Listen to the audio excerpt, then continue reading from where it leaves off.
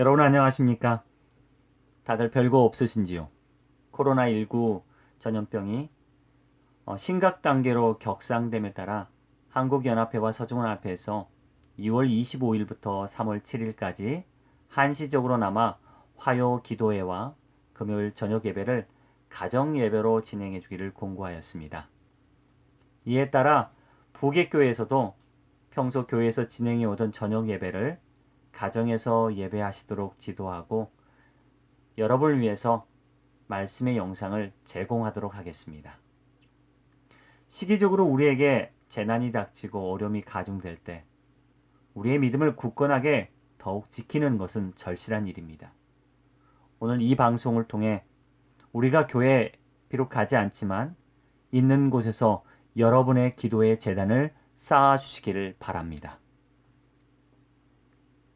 오늘 우리가 묵상할 내용은 시대의 소망 9장 투쟁의 시절입니다. 가지고 계시는 시대의 소망 9장 투쟁의 시절을 한번 읽어주시고 세상의 악과 투쟁하시는 예수 그리스도의 모범을 따라 나도 그렇게 살아가기를 결심하는 한 시간이 되기를 바랍니다. 시대의 소망 87페이지에는 이런 구절이 있습니다. 그는 거룩하신 하나님의 아들이면서도 한 무력한 아이였다. 몇 달 전 한 뉴스를 보게 되었습니다. 한 아이가 태어났습니다. 불과 300g밖에 되지 않은 국내에서는 가장 작은 몸무게를 가진 초미수가 아이였습니다. 사실 의학적으로 보면 생존 확률이 1% 미만이었습니다. 그런데 이 아이가 이러한 한계를 극복하고 극적으로 소생했다는 뉴스를 듣게 되었습니다. 이 아이는 169일 만에 신생아 집중 치료를 마치고 몸무게 3kg으로 태어나게 됩니다. 이 작은 아이의 몸으로 세상의 환경과 싸워 이길 수 없습니다. 그러나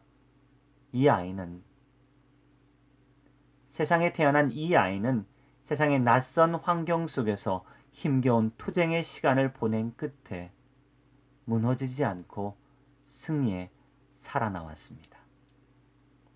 예수는 죄 많은 세상에서 작은 아이로 태어났습니다. 그러나 그는 이 죄 많은 세상에서 타협하지 않고 투쟁했습니다. 세상의 악한 환경과 투쟁하는 삶을 살았습니다. 그리고 그 삶 가운데 승리하셨습니다. 그분은 무엇과 투쟁해야 했을까요? 첫 번째, 그분은 세상과 싸워야 했습니다. 세상에는 하늘나라와 다른 고정관념, 선입견, 행동 양식, 습관, 전통 등이 있습니다. 예수가 살았던 당시 유대인들에게는 수많은 규례와 규칙들이 있었습니다. 이 규례와 규칙들은 기득권을 지키기 위한 어떠한 세력들이 자신들만의 특권으로 사용되기도 했습니다. 하나님의 말씀에서 벗어난 랍비들의 규례, 전통, 유전, 규칙, 습관 등 이러한 것들은 예수를 괴롭혔습니다. 당시 사람들은 많은 유전과 전통을 만들었습니다. 그러나 그들 중 많은 것들이 하나님의 말씀과 상충되는 것이었습니다. 성경 말씀에도 소개되어 있습니다. 마가복음 7장 5절로 8절 말씀에는 바리새인들과 서기관들이 예수를 찾아와서 그들의 제자들이 손을 씻지 않고 음식을 먹었다는 이유로 장로들의 전통을 준행하지 아니하고 부정한 손으로 떡을 먹나이다 라고 말했던 기억이 있습니다. 그랬더니 예수님은 너희가 하나님의 계명을 버리고 사람의 전통을 지키느니라 라고 대답하셨습니다.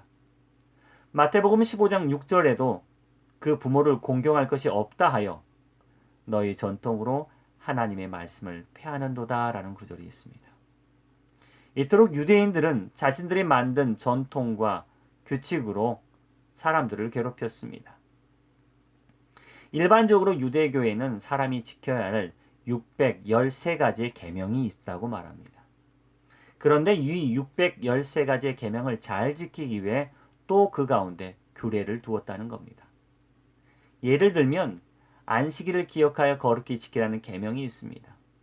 그러면 이 안식일에 해서는 안 되는 일 39가지를 기록했고 이후에 각 항목에 6가지 세칙을 만들어 234가지나 되는 안식일 금지 상황을 만들었다고 합니다.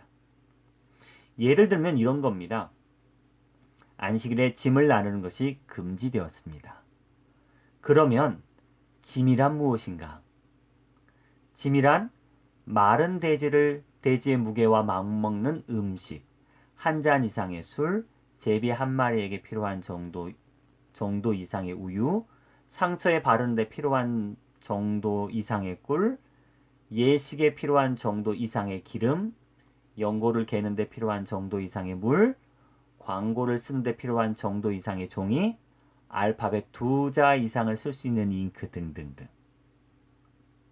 그래서 이 짐을 나누는 것이 금지됐기 때문에 금방 읽었던 일련의 내용들 이상의 것들은 짐이라고 생각했다는 거죠. 그래서 아주 우스운 일이 벌어지기도 했습니다. 문 밖에 유대인 거지가 와서 동냥을 합니다. 하지만 안식일에는 한 물건을 다른 곳으로 옮기는 건 죄가 되니 이 거지에게 동전을 줄 수 없었습니다. 그런데 어떻게 하면 동전을 줄 수 있느냐? 거지가 자신의 팔을 문지방 너머로 내밀면 주인이 그대로 앉아서 동냥을 주면 된다는 사실입니다. 예수 그리스도께서는 이런 사회적인 전통과 규정이라는 거대한 장벽과 투쟁해야 했었습니다. 말씀의 원칙을 고수하고 있는 한 그는 죄와 투쟁해야 했고 세상과 타협해야 했고 세상의 생각과 투쟁해야 했었습니다. 그러나 주님은 이들에게 성경적 근거를 요구하셨습니다. 그분은 하나님의 입에서 나오는 모든 말씀을 듣고자 하였으나 사람이 만든 것을 순종하실 수는 없으셨다라고 기록하고 있습니다. 주님은 말씀하셨습니다. 성경 말씀에 근거를 대어 주십시오. 하지만 사람들은 성경적 근거를 대지 못하고 예수에게 이렇게 말했을 것입니다. 이것은 규칙이야. 예수는 순식간에 규칙을 따르지 않은 나쁜 아이로 낙인 찍혔습니다. 그러나 설령 그것이 당시의 규칙이라 해도 하나님의 말씀에 어긋나는 것이라면 예수님께서는 따라 행하지 않으셨던 것입니다. 여기 한 재미있는 사진이 하나 있습니다. 여러분 플라밍고라는 홍학이라는 새를 아십니까? 이 새는 꼭 한 발로 서서 자거나 쉽니다. 그런데 이 무리 중에 한 마리 오리가 들어왔습니다. 이 오리가 주변을 살펴보더니 자신도 한 발로 서 있는 겁니다. 아, 여기서는 이게 규칙이구나. 한 오리가 눈치를 살피다가 슬그머니 자신의 한 발을 들어 올립니다. 그러나 예수님은 세상에서 말씀대로 살기 위해 투쟁하셨습니다. 세상의 관념과 생각과 규례와 전통에 하나님의 말씀에 맞지 않는다면 그것과 투쟁하셨다는 사실입니다. 두 번째, 예수님은 가족들과도 투쟁해야 했습니다. 특히 그의 형들과 투쟁해야 했었습니다. 왜냐하면 예수님은 항상 바르게 생활하셨기 때문입니다. 예수님의 모범은 그들을 항상 짜증나게 만들었다. 예수의 생애가 악을 책망했기 때문에 그는 가정 안팎에서 반대를 받았다. 그의 이기심 없는 결백성은 오히려 조소 섞인 평을 받았다. 책 가운데 미움받을 용기라는 책이 있습니다. 그 책에는 이런 글귀가 적혀져 있습니다. 모든 고민은 인간관계에서 비롯된다. 타인에게 미움받을 것을 두려워하지 말라. 모든 것은 용기의 문제다. 한 일본 심리학자의 글입니다. 행복해지려면 생활 양식을 바꿀 용기가 필요하고 미움받을 용기도 필요하다는 것입니다. 타인의 인정을 받기 위해서 미움받는 것을 두려워해서는 안 된다는 것이죠. 만약 예수께서 가족들에게 미움받을 것을 두려워 죄와 타협했다면 우리를 구원하실 그리스도는 없었을 것입니다. 세 번째, 예수님은 사람들과 투쟁해야 했었습니다. 그분은 인간이 당하는 온갖 쓰디쓴 슬픔 중에 그리스도께서 맛보지 않은 것은 하나도 없었다.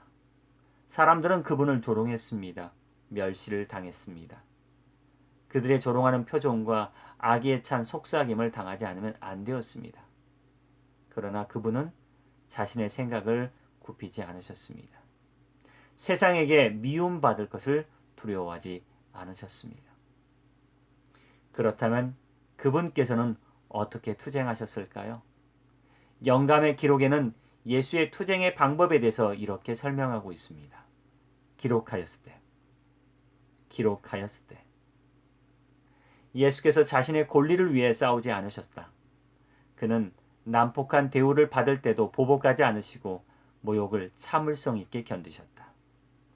그분에게 오는 모든 질문에 대하여, 물음에 대하여, 이유에 대하여 주님은 말씀으로 대답하셨습니다.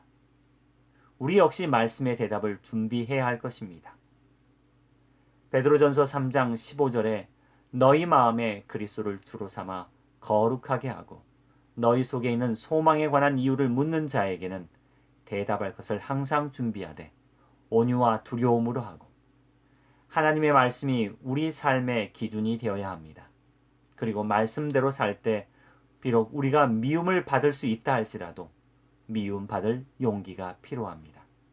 무엇보다도 우리의 행동에 대하여 하나님의 말씀으로 대답할 준비가 되어야 합니다.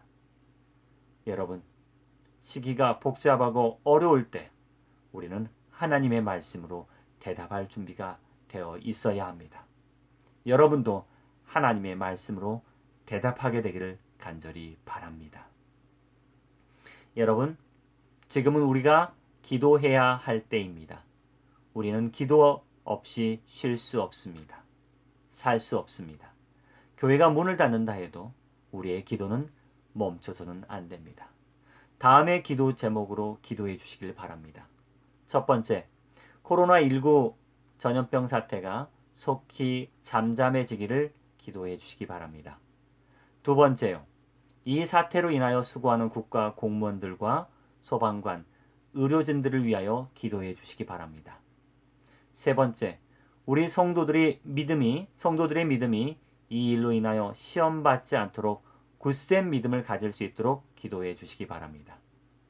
우리 가정들과 교회가 코로나19로 인하여 지켜질 수 있도록 기도해 주시기 바랍니다. 여러분 함께 기도하는 시간 갖겠습니다.